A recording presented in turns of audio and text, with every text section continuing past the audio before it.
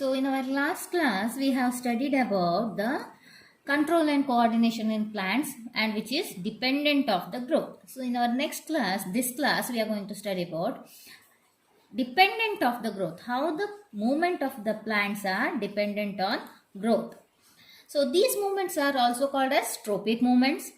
The movements by the external stimuli, it causes the growth, and that movement causes the growth of the plant. That's why it is dependent of the growth. That is directional movement in response to the external stimuli, and it is also a directional movement, and these directional movements are in response to the external stimuli. There are different types of stimuli and the responses we can see in the dependent of the growth. Which are those? One by one we are going to study that. And the first one is thigmotropism.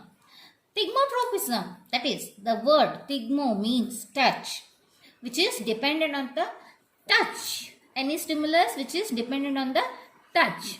Example are touch me not plant, but it is not dependent of the growth. There is no growth takes place because of the touch, but shoot system is the perfect example for the thigmotropism in plants.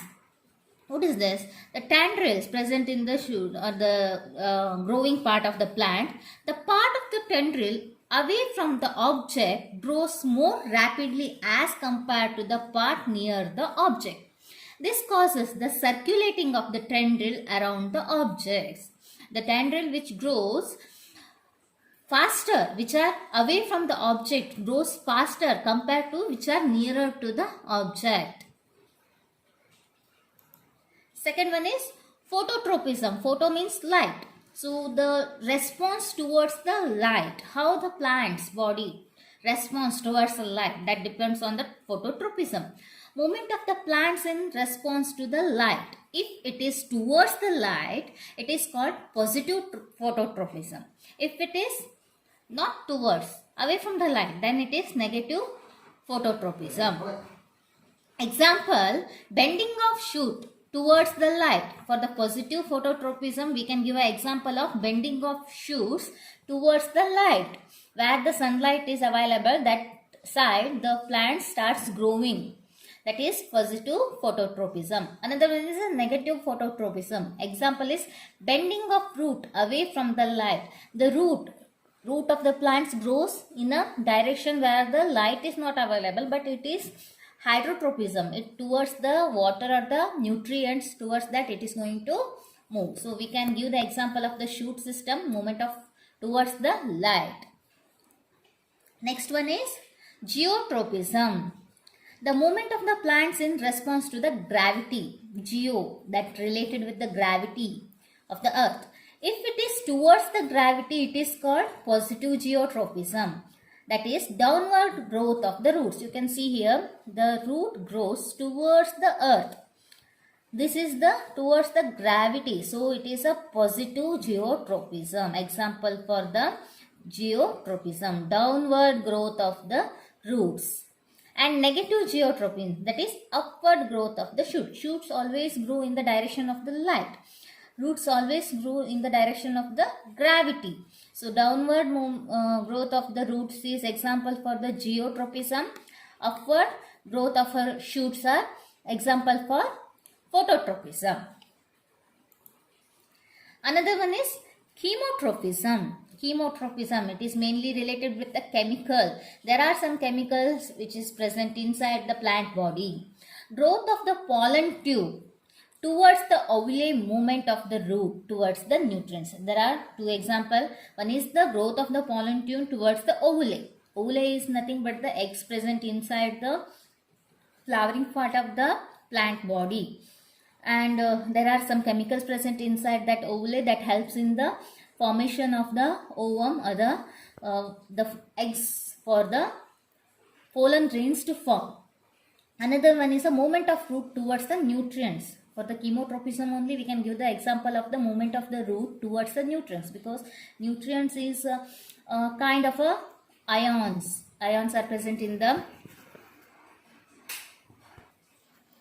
So because of that chemotropism, the flowering or the fruits will happens in the plant body. The movement of the root towards the nutrients. Nutrients will be containing some ions. For example, if we take some nutrients like a smaller one, simple one will take water. Water will be having ions H plus and OH minus.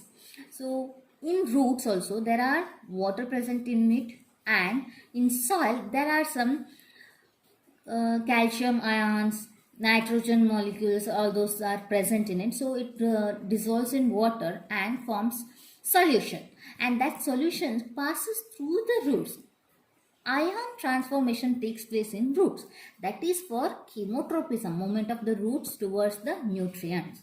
Another one is hydrotropism, movement of the roots towards the water.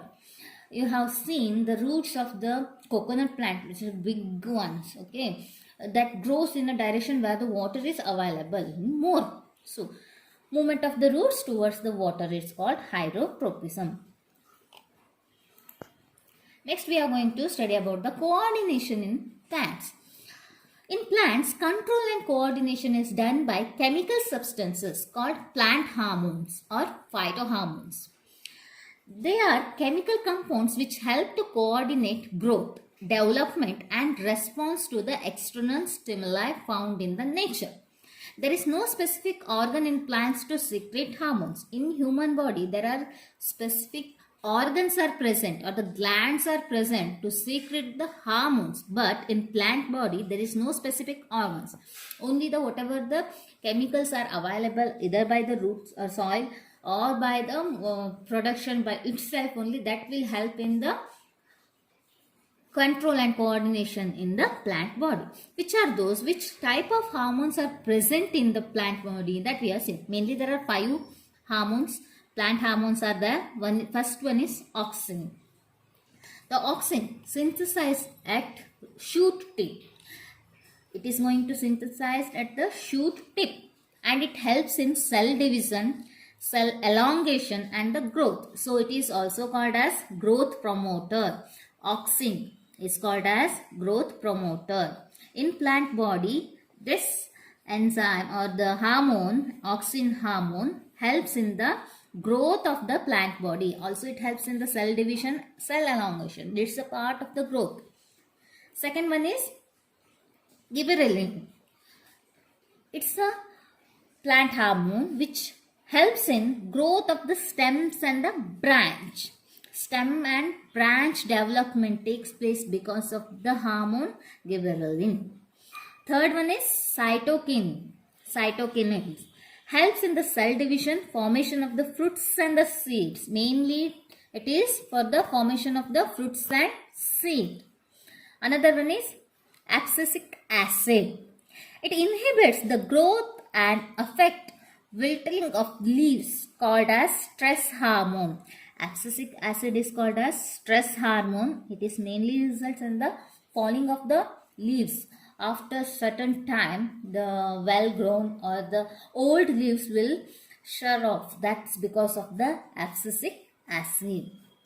The last one is ethylene, which helps in the flowering and ripening of fruits. Flowering and ripening of fruits takes place because of ethylene. These are the 5 hormones present in the plant body which coordinates in the plants for the control and coordination of the plant body system. Next we are going to study about how the human endocrine system or the coordination takes place in human body. Hormones are referred as a chemical messengers. These are chemical messengers. These message goes to targeted organs. So, for anything, if it is exceeds or if it is less, both are disadvantage for a human body. If it is more in number or the hypersecretion takes place, any chemical or the hormone secretes in more amount, then it also leads to disorder. And if the secretion is less, hyposecretion, then also it leads in disorder. So the whole system is called human endocrine system. There are many glands are present or the organs are present which secretes the hormone. So these organs together called endocrine system.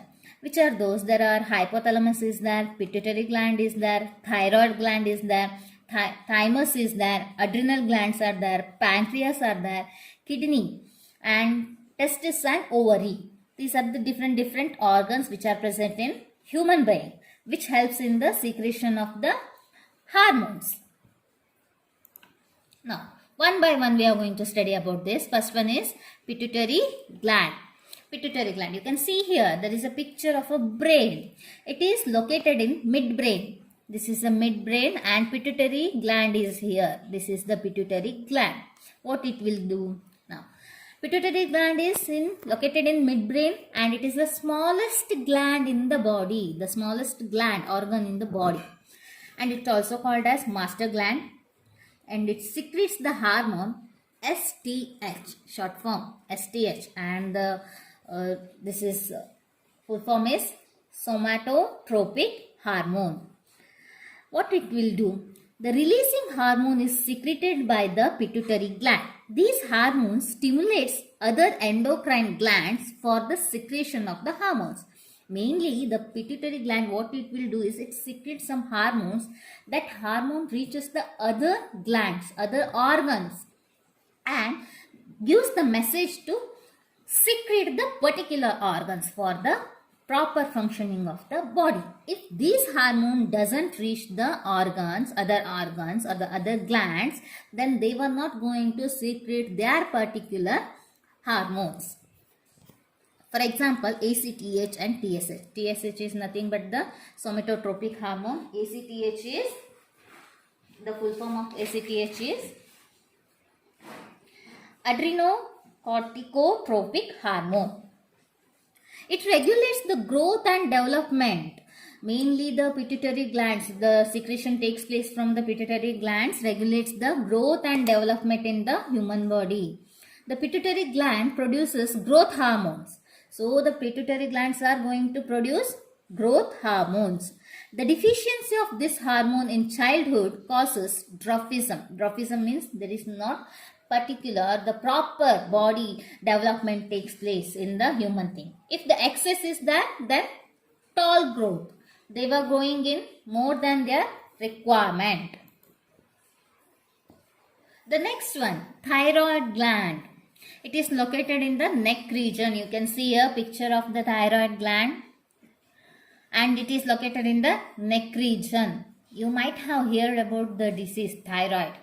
So thyroid is not a disease. It's the name of a gland. It secretes the hormone called thyroxine. The name of the hormone secreted by the thyroid gland is thyroxine. And this is called personality hormone. The thyroxine is called as personality hormone. Now, iodine is needed by the thyroid gland to produce hormone thyroxine. Thyroxine controls the metabolism of carbohydrates, fats, proteins and helps in proper growth. If the diet is deficient in iodine, it causes goiter. ಗಳಗಂಡ ಅಂತ ಹೇಳಿ ಒಂದು ರೋಗದ ಹೆಸರು ಕೇಳಿರ್ಬೋದು, ಗಳಗಂಡ. ಗಂಟಲು ದಪ್ಪ ಆಗುತ್ತಲ್ವಾ, ಅದಕ್ಕೆ goitre ಅಂತ ಹೇಳ್ತಾರೆ. So if there is a deficiency of iodine, then we can see the disease goitre. ಹೇಳ್ಬೋದು, ಅಯೋಡಿನ್ ಯುಕ್ತ ಉಪ್ಪನ್ನೇ ಬಳಸಿ ಅಂತ ಅಡ್ವರ್ಟೈಸ್ಮೆಂಟ್ ಎಲ್ಲ ಬರ್ತಾ ಇರುತ್ತೆ. ಯಾಕೆ ಅಯೋಡಿನ್ ಯುಕ್ತ ಉಪ್ಪು ತಿನ್ನಲಿಲ್ಲ ಅಂದರೆ, ಅಯೋಡಿನ್ ಇಲ್ಲ ಅಂದರೆ ನಮ್ಮ ಬಾಡಿಯಲ್ಲಿ ಸೊ ನಮಗೆ ಥೈರಾಯ್ಡ್ ಪ್ರಾಬ್ಲಮ್ಸ್ ಕಾಣಿಸ್ಕೊಳ್ಳುತ್ತೆ. ಹೇಗೆ ಅಯೋಡಿನ್ ಮತ್ತು ಥೈರಾಯ್ಡ್ ಒಂದಕ್ಕೊಂದು ರಿಲೇಟ್ ಆಗಿದೆ? If there is a deficiency of iodine content ಕಡಿಮೆ ಆದರೆ ಈ ಥೈರಾಯ್ಡ್ ಗ್ಲ್ಯಾಂಡ್ ಥೈರಾಕ್ಸಿನ್ ಅನ್ನೋ ಹಾರ್ಮೋನನ್ನು ಸೀಕ್ರೆಟ್ ಮಾಡೋದು ಕಡಿಮೆ ಆಗುತ್ತೆ. ಈ ಥೈರಾಕ್ಸಿನ್ ಹಾರ್ಮೋನ್ ನಮ್ಮ ಬಾಡಿಯಲ್ಲಿ ಸಫಿಷಿಯಂಟ್ ಅಮೌಂಟಲ್ಲಿ ಇಲ್ಲ ಅಂದರೆ, so it affects the metabolism of carbohydrate, fats and protein. ನಾವು ತಿನ್ನಂಥ ಆಹಾರದಲ್ಲಿರುವಂಥ ಕಾರ್ಬೋಹೈಡ್ರೇಟ್, ಫ್ಯಾಟ್ಸ್ ಮತ್ತು ಪ್ರೋಟೀನ್ ಅದು ಡೈಜೆಸ್ಟ್ ಆಗಿ ಹೋಗಬೇಕಲ್ಲ, ಮೆಟಬಲಿಸಮ್ ಆಗಬೇಕಲ್ಲ. ಸೊ ಅದರ ರೇಟ್ ಕಡಿಮೆ ಆದರೆ it affects the proper growth. That's why deficiency of iodine results in the other kind of the problems.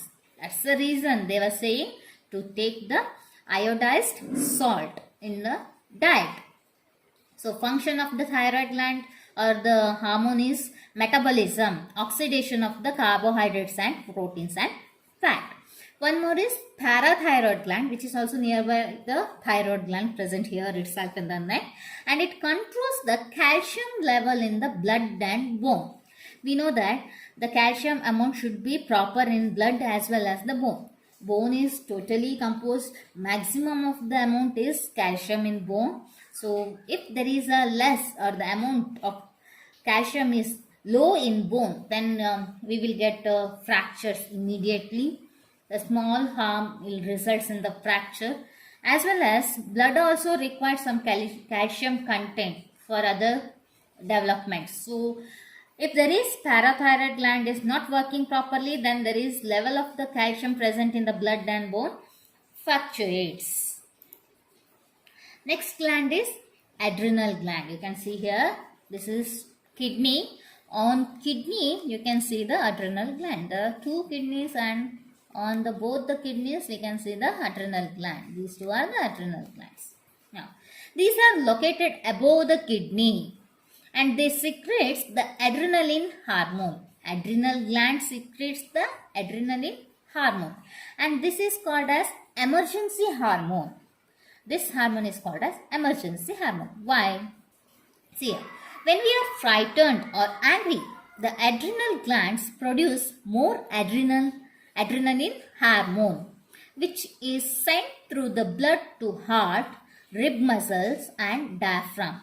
This increases breathing rate to supply more oxygen to the muscles to prepare the body to either run away or fight with the enemy. Now, when we are panicked, when we are in a sudden shock and or frightened, angry, that time what happens? This adrenal secretes the adrenaline hormone, and that hormone reaches the heart, rib muscles and diaphragm. Mainly it reaches the heart and the rib muscles. For what? It gives the message to get the more oxygen for the blood, or the breathing rate increases by it. When it reaches the heart, breathing rate increases. By that, oxygen intake is increased and blood gets more oxygen and pumped to other parts, so that the body has to prepare to run. When you are in doing heavy workout, you need more oxygen, otherwise muscle catch takes place or you can't respond easily. That's the reason it is called as emergency hormone. So what it will do, it regulates the blood pressure, heartbeat and carbohydrate metabolism. Mainly it regulates the blood pressure and the heartbeat. The next one is pancreas. You can see the picture of the pancreas here, and it is present nearby the stomach. When you have seen the digestive system diagram, that you can locate the pancreas. What it will do? It secretes the insulin. The hormones secreted by the pancreas are nothing but the insulin. The function of the insulin is to regulate the blood sugar level. The pancreas produces the hormone insulin, which controls the blood sugar level. Increase in blood sugar level causes diabetes. A diabetic patient has to take insulin injection to control his blood sugar level. Now, we know that if the blood sugar level is more, then that person is called as diabetic. Diabetes is a common disease which related with the blood sugar level. Now, how this works?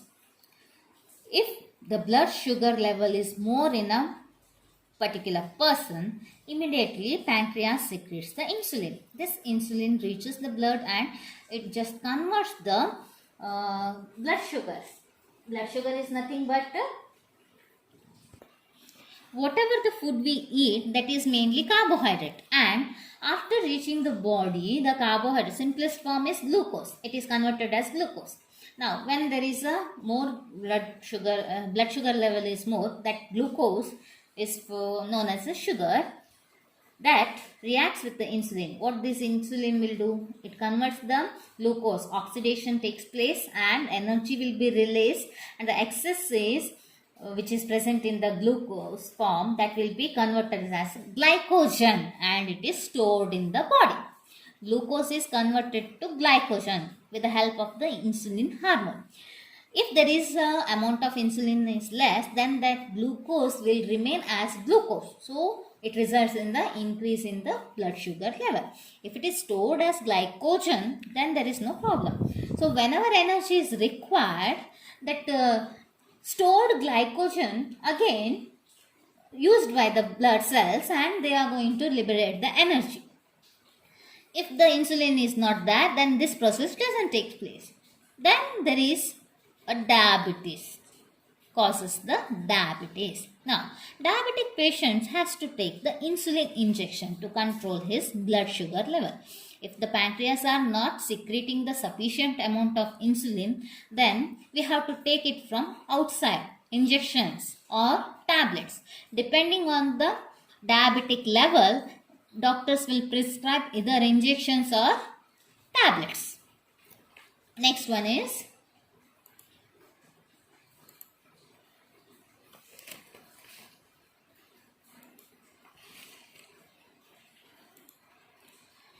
gonads. There are two types. One is testicles and another one is ovary.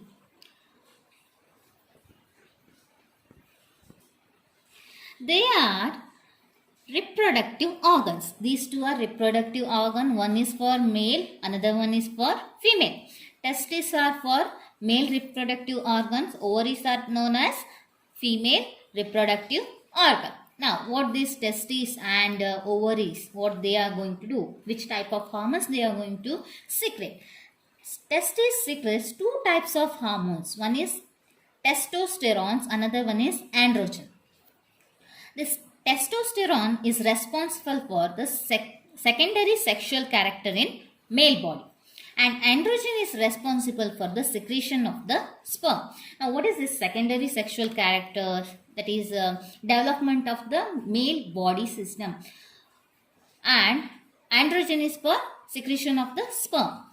Second, one more is a female ovary, a female reproductive system, that is ovary, which secretes again two types of hormones, that is estrogen and progesterone. Estrogen is responsible for production of the ovum, development of the uterus, and also for the secondary sexual characters in female. The female body system has to be maintained just because of the hormone estrogen. And progesterone is responsible for the menstrual cycle.